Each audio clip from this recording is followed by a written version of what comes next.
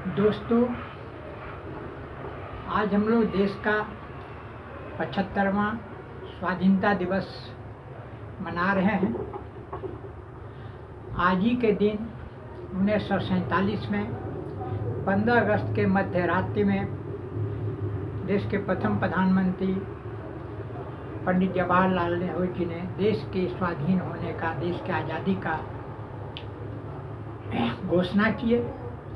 तब से लेकर के प्रतिवर्ष इसे राष्ट्रीय पर्व के रूप में पूरे हर्षोल्लास के साथ सारे देश में मनाया जा रहा है। आज के दिन लाल किले पर हमारे देश के प्रधानमंत्री श्री नरेंद्र मोदी जी ने झंडोत्तोलन करके इस महान पर्व का शुरुआत की। जब हम इसके इतिहास में जाते हैं तो देखते हैं कि सन 1757 ईस्वी में प्लासी के मैदान में, युद्ध मैदान में, बैटल ऑफ प्लासी, उसमें ब्रिटिश सैनिकों की जीत हुई थी। और उसके बाद ईस्ट इंडिया कंपनी ने भारत में अपना व्यापार और कारोबार शुरू किया। लगभग 100 सालों तक भारत को लूटता रहा। उसके बाद ब्रिटिश शासन पूर्ण रूप से लागू हो गया और हम लोग लगभग 200 साल तक गुलामी के दर्द को सहते हैं। हम सभी भारतीय इस दर्द को बर्दाश्त करते हैं, सहते रहे। लगभग 1914, 50-60 साल बाद 1914 में ब्रिटिश साम्राज्य संपूर्ण रूप से लागू। 1758 के बाद 1914 में प्रथम विश्व युद्ध की शुरुआत हुई और उसी दौरान महात्मा गांधी जी के नेतृत्व में भारत में स्वतंत्रता आंदोलन प्रारंभ हो गया। यह आंदोलन एक से एक स्टेज से गुजरता रहा, धीरे धीरे मोमेंटम गेन करता रहा। कुछ सालों के बाद यह अपना प्रचंड रूप धारण किया और जब यह प्रचंड रूप से गुजर रहा था यह आंदोलन, तो अंग्रेजों के नाको दम हो गए। वह थका थका महसूस करने लगा। लगभग 30-32 साल बाद जब द्वितीय विश्व युद्ध की समाप्ति हुई 1945 में, ठीक 2 साल बाद 1947 में भारत ब्रिटिश से आज़ाद हुआ। देश के आज़ाद होते ही हमें आर्थिक आज़ादी, मानसिक आज़ादी, सामाजिक आज़ादी, धार्मिक आज़ादी, सभी आज़ादी मिल गई और हम आज़ाद भारत में चैन का नींद सोने लगे। इस आज़ादी का देन, एक कहावत है, When the great leaves fall, winter is at hand। जब पेड़ों से महान पत्तियां गिरता है तो बसंत ऋतु का आगमन होता है। ठीक उसी प्रकार देश का आज़ादी एक बसंत ऋतु के समान था, जो उन महान देश के, उन महान सपूतों, देशभक्तों की देन कहेंगे, जिन्होंने हंसते हंसते इस आंदोलन में अपना बलिदान और अपनी कुर्बानियाँ दी। आज के दिन हम उन देशभक्तों को, उन शहीदों को तहे दिल से याद करते हैं, श्रद्धांजलि देते हैं, सर झुकाकर उनका नमन करते हैं। Today we salute all those great sons of India who sacrificed their life and shed their blood for the cause of the nations। देश के आज़ाद होते ही हमें एक गवर्निंग डॉक्यूमेंट की आवश्यकता महसूस हुई और डॉक्टर भीमराव अम्बेडकर जी की अध्यक्षता में वह भारतीय संविधान का ड्राफ्ट लगभग 3 महीने में बनकर तैयार हुआ। परंतु कुछ कठिनाइयों के कारण इसे 2.5 साल तक लागू यह नहीं हो सका। यह लगभग 26 जनवरी 1950 में हमारे भारतीय संविधान को लागू किया गया इसको लागू करते हुए हमारे देश के प्रथम राष्ट्रपति डॉक्टर राजेंद्र प्रसाद जी ने यह घोषणा की कि the vast land of India and the all the citizens, whether man or woman of the country, bound under the control of one constitution and one union. With the implementation of the constitution, the India was declared a sovereign, secular, democratic and republic country. With the declaration and implementation of the constitution, India became one of the largest democratic country of the world. देश की आज़ादी के आज 74 साल पूरे हो गए। इस दरमियान भारत ने हर क्षेत्रों में काफ़ी तरक्की किया, काफ़ी प्रगति हुई। देश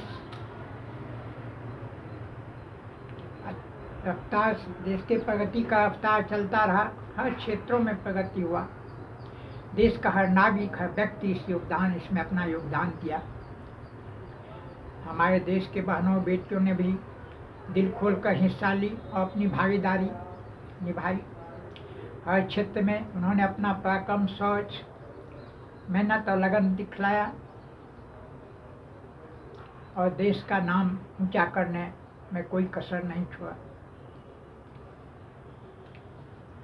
गरीबी की मार झेलते हुए, सामाजिक बुराइयों को सहन करते हुए, कठिन से कठिन चुनौतियों का सामना करते हुए भी हमारी बहनों और बेटियों ने एक से एक पराक्रम दिखाते हुए अपना प्रदर्शन किया, हर क्षेत्र में प्रदर्शन किया। उदाहरण के रूप में चाहे वह रेलवे का ड्राइवर हो या हवाई जहाज का पायलट हो, अंतरिक्ष यान हो, खेल अथवा जंग का मैदान हो, हर जगह वह अपना सोच, अपना कौशल, अपना हौसला और लगन को बड़ा ही सुंदर ढंग से अपने ईमानदारी और जिम्मेदारी के साथ कार्य करती रही और देश का नाम रोशन करती रही। पर आज भी हमारे देश में 74 साल बाद भी आज कुछ ऐसे लोग हैं जो उनके हौसले को, उनके जुनून को, उनके मेहनत और हौसलों को ठेस पहुंचाते हैं और उससे कुचलने का काम करते हैं। हमें ऐसे संकीर्ण मानसिकताओं के परिधि से बाहर आना होगा।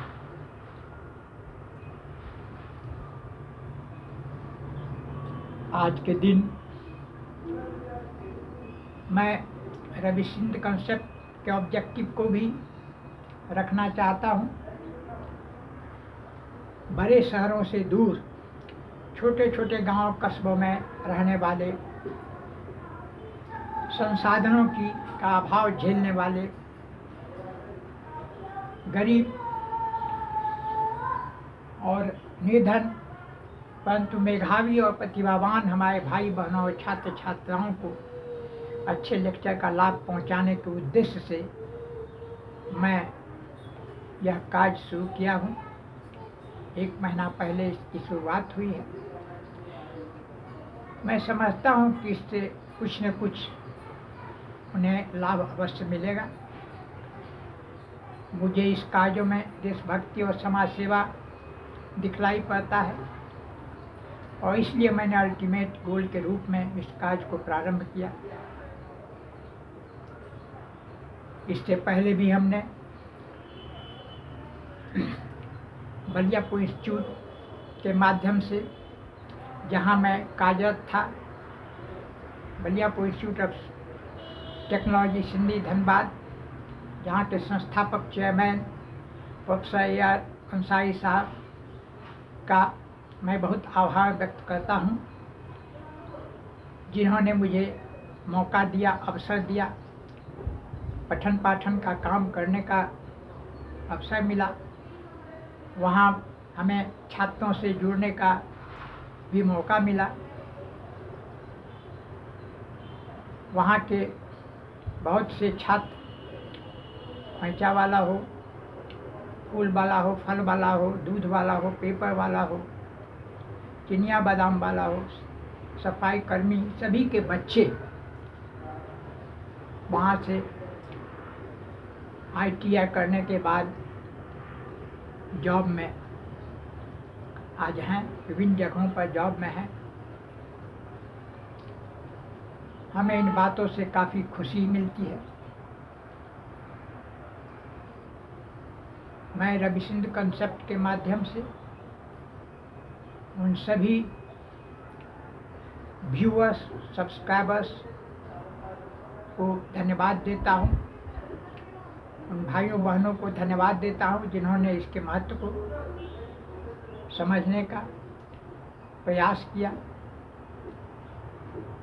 मैं उन भाइयों बहनों को भी धन्यवाद देता हूँ जिन्हें इनकी अभी तक जानकारी नहीं है, और मैं इनसे आग्रह करता हूँ कि इसकी आवश्यकता उपयोगिता को समझें, समझने का कोशिश करें, आत्मचिंतन करें, आत्ममंथन और मनन करें, और उस आधार पर अगर उनको महसूस हो कि यह कार्यक्रम हमारे गरीब निर्धन भाइयों बहनों छात्र छात्राओं को कुछ लाभ पहुंचा सकता है, उन्हें इस माध्यम से कुछ लाभ मिल सकता है, तो वे भी अपना छोटा से छोटा भी योगदान जरूर करें।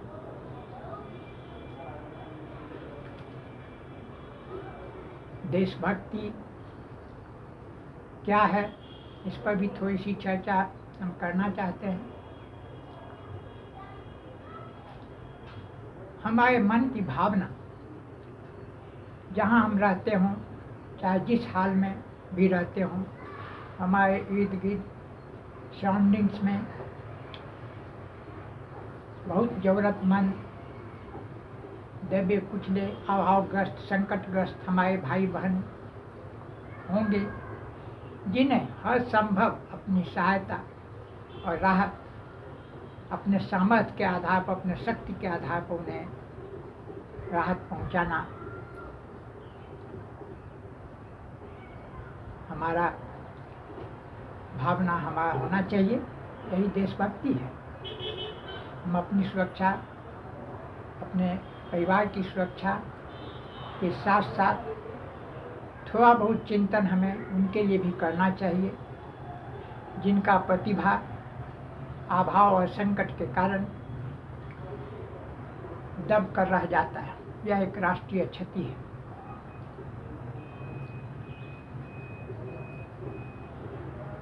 हम बलियापुर इंस्टीट्यूट के चेयरमैन, संस्थापक चेयरमैन प्रोफेसर AR शाही साहब का बहुत बहुत धन्यवाद देता हूँ, बहुत आभार प्रकट करता हूँ जिन्होंने एक इतना बड़ा ITI कॉलेज खोलकर गांव देहात, गरीब, छोटे बड़े सभी वर्ग के लोगों को अवसर प्रदान किया। टेक्निकल शिक्षा वहाँ से लोगों ने लेकर अच्छे अच्छे जॉब में आज कार्यरत हैं। इतना ही कहकर मैं अपने सभी भाइयों बहनों को एक हमने कहीं पढ़ा है, a good teacher is better than 1000 priest. एक अच्छे शिक्षक जो होता है वह 1000 पुजारी से अच्छा होता है, क्योंकि वह शिक्षा प्रदान करने का काम करता है। हो सकता है उसके पढ़ाए हुए बच्चों में से कोई एक बहुत बड़ा देश का जिम्मेदार नागरिक बने, यह कोई नहीं जानता। इसलिए हमने यह शिक्षादान, विद्यादान का कार्यक्रम को प्रारंभ किया। एक अच्छा शिक्षक उस बर्निंग कैंडल के समान है, एक जलता हुआ मोमबत्ती के समान है, जो खुद तो जलता है, वो गलता है, मिट जाता है, परंतु अपने सराउंडिंग्स को प्रकाश देता रहता है। इन्हीं शब्दों के साथ सभी भाइयों बहनों को धन्यवाद देते हुए मैं अपनी बातों को समाप्त करता हूँ। जय हिंद, जय भारत।